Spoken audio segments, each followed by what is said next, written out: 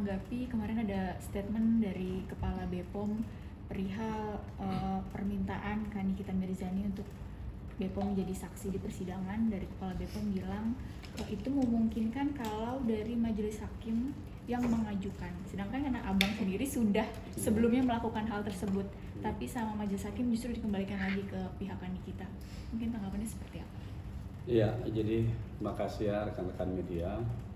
Assalamualaikum warahmatullahi wabarakatuh. Selamat siang. Terima kasih ya. Saya sampaikan kepada rekan-rekan media. Memang saya sudah mendengar itu juga, kami semua sudah mendengar statement dari BPOM terkait dengan hal itu, ya kan? Saya pikir begini ya, BPOM itu tidak memahami keberadaan kami, ya, saya bilang gitu. Jadi begini, memang kami ini bukan bertindak atas nama dari pribadi kami, bukan. Tapi yang harus diingat bahwa kami ini adalah seorang advokat yang punya lembaga, yang punya wadah, ya, yang sama kedudukannya dengan hakim. Ya, Undang-Undang Advokat menegaskan bahwa kami itu adalah setara dengan penegak hukum lainnya, jaksa, kepolisian, ya, hakim. Nah, oleh sebab itu, ya, sebenarnya permintaan kami ini adalah sama dengan apa yang dimintakan atau misalnya diminta oleh hakim atau jaksa. Tidak ada perbedaan di dalam permintaan tersebut, karena yang tadi saya sampaikan bahwa kami ini punya kedudukan yang sama di mata hukum sebagai aparat penegak hukum yang dilindungi undang-undang. Kami punya wadah namanya Peradi, ya. Organisasi kami dipimpin oleh Profesor Otto Hasibuan. Nah, karena kami punya wadah itu, maka kemudian di dalam Undang-Undang Advokat, kalau saya nggak salah ingat itu di pasal 5 atau pasal 6, kami ini adalah setara kedudukannya dengan aparat penegak hukum lain yang saya sebutkan tadi. Itu yang pertama. Yang kedua, ya, saya sebenarnya kecewa ya dengan pernyataan Kepala BPOM itu. Kami semua kecewa dengan pernyataan Kepala BPOM terkait dengan bahwa kami katakan ini adalah permintaan individu, bukan permintaan hakim. Perlu saya tegaskan, saya sebenarnya sudah berpikir jauh ke sana. Makanya kemarin waktu persidangan Nikita Mirzani yang di tanggal berapa itu, 18 ya, di akhir penutupan sidang, saya sampaikan kepada majelis hakim bahwa kami minta untuk dikeluarkan penetapan, ya, terkait dengan pemanggilan dari BPOM, ya kan. Nah, tapi hakim bilang kami tidak punya kewenangan untuk memanggil, silakan kepada penasihat hukum menghadirkan ahli BPOM. Itu karena hakim tahu bahwa kami ini punya kedudukan yang setara gitu loh. Bukan kemudian kami tiba-tiba, ya, datang mengajukan itu tanpa alasan yang tidak jelas, ya. Saya sampaikan bahwa perkara ini bermula dari adanya skincare atau produk kecantikan, ya. Nah, itulah kenapa kami meminta kehadiran BPOM. Pertanyaan seriusnya, kenapa kemarin BPOM nggak hadir pada saat persidangan pada bagian pembuktian dari jaksa, ya kan? Padahal mereka itu diperiksa di tingkat penyidikan, mulai dari kepolisian sampai kejaksaan. Nah, ini yang mau kita konfirmasi, karena kenapa saya bilang di dalam BAP dari ahli BPOM itu tidak berbicara soal yang dipermasalahkan sekarang, glowing booster cell. Dia berbicara produk yang lain.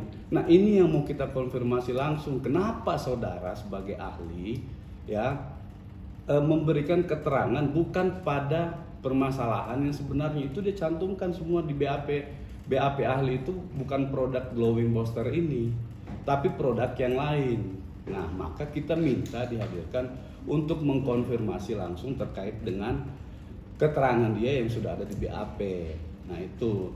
Lalu kemudian saya mau menanggapi juga begini ya. Di beberapa waktu yang lalu ya, teman-teman media juga mungkin masyarakat publik juga sudah pernah mendengar bahwa BPOM itu bersedia memberikan keterangan, ya kan begitu. Nah, tapi tiba-tiba sekarang berubah, gitu kan, dengan alasan yang sangat tidak logis, ya. Itu sangat tidak logis dengan alasan ini permintaan dari individu. Dia tidak memahami kedudukan kami sebagai advokat, gitu. Nah, kami meminta itu, ya, dia bilang kami akan berada di tengah-tengah masyarakat, ya, dia sampaikan begitu dari pihak BPOM. Untuk yang mau mendengarkan keterangan kami akan hadir di tengah-tengah masyarakat, ya, untuk menyampaikan hal-hal yang benar-benar sesuai dengan hukum atau fakta yang sebenarnya. Nah, tiba-tiba dia merubah statementnya itu, ya kan? Dia bilang dia tidak bisa datang, gitu kan? Nah, ini sebenarnya menjadi pertanyaan serius kepada masyarakat, kepada publik, ada apa di balik ini? Ya, kontradiktif keterangannya. Dari kemarin dia bilang, oke, kami akan bersedia, sekarang kami tidak bersedia. Tidak bersedia dengan alasan tadi itu. Nah, inilah saya bilang kontradiktif pernyataan dari Kepala BPOM, ya. Nah, hal ini juga akan kami sampaikan di sini bahwa kami akan mengambil tindakan hukum juga ya terkait dengan ini, karena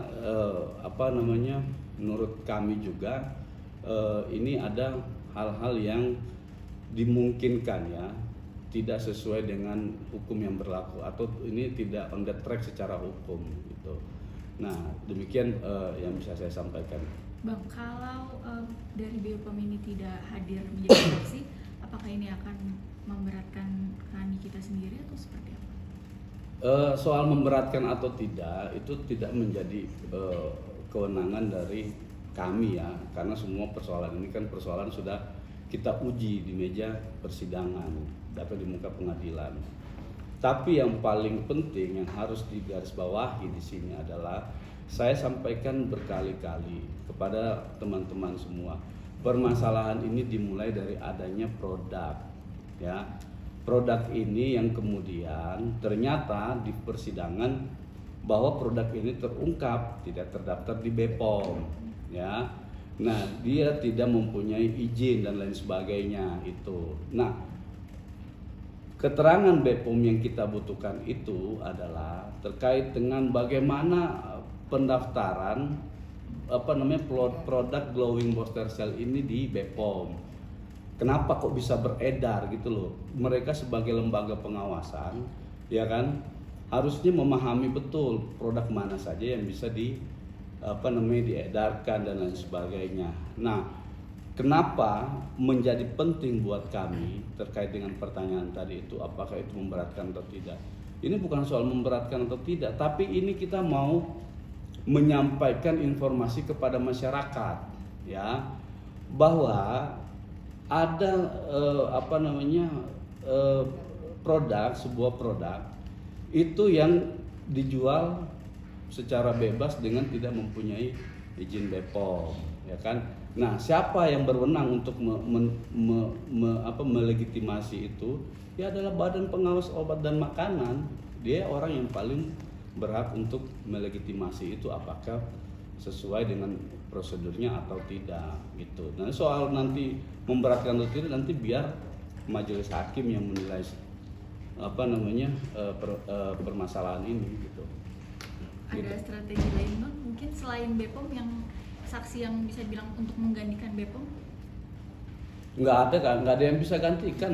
Dia kan lembaga satu-satunya lembaga di negara ini yang diberikan kewenangan oleh negara untuk melakukan pengawasan di bidang pengobatan, di bidang makanan. Pengobatan itu termasuk alat kesehatan dan lain-lain, gitu kan. Nah, termasuk juga di produk skincare ini. Nah, itulah yang sebenarnya simple, hadir di persidangan, berikan keterangan benar atau tidak produk glowing booster cell ini terdaftar di BPOM atau tidak, itu dulu.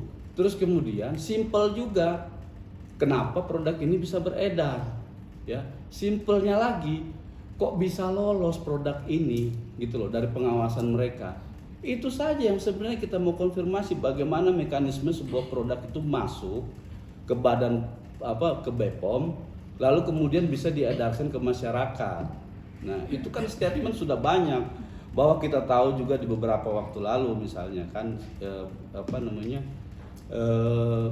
Kepala BPOM itu juga bilang begini, kalau terkait dengan promosi dan lain sebagainya itu harus akurat, tidak boleh menyesatkan masyarakat, ya kan? Kalau itu tidak akurat, menyesatkan masyarakat, promosi yang dilakukan, maka itu masuk dalam kategori perbuatan tindak kejahatan.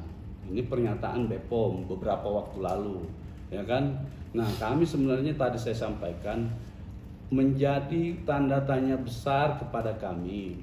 Kenapa hari ini ya BPOM itu memberikan keterangan yang kontradiktif dengan pernyataan-pernyataan sebelumnya. Ya, saya sampaikan begitu karena alasannya tidak masuk akal. Kami ini bukan orang masyarakat gitu ya, mohon maaf, yang tidak punya lembaga, tidak punya wadah, lalu tiba-tiba dibilang perseorangan, gitu kan? Tadi saya sampaikan kami ini lembaga penegak hukum, punya wadah namanya organisasi advokat, dilindungi oleh undang-undang advokat. Advokat boleh meminta data, meminta dokumen kepada lembaga yang berwenang, kepada institusi yang terkait untuk kepentingan pembelaan hukum kliennya. Itu yang ditegaskan oleh undang-undang. Kalau dia bilang kami ini adalah sebagai tidak berwenang karena dilakukan permohonan pribadi, nah itu pernyataan yang sesat menurut saya.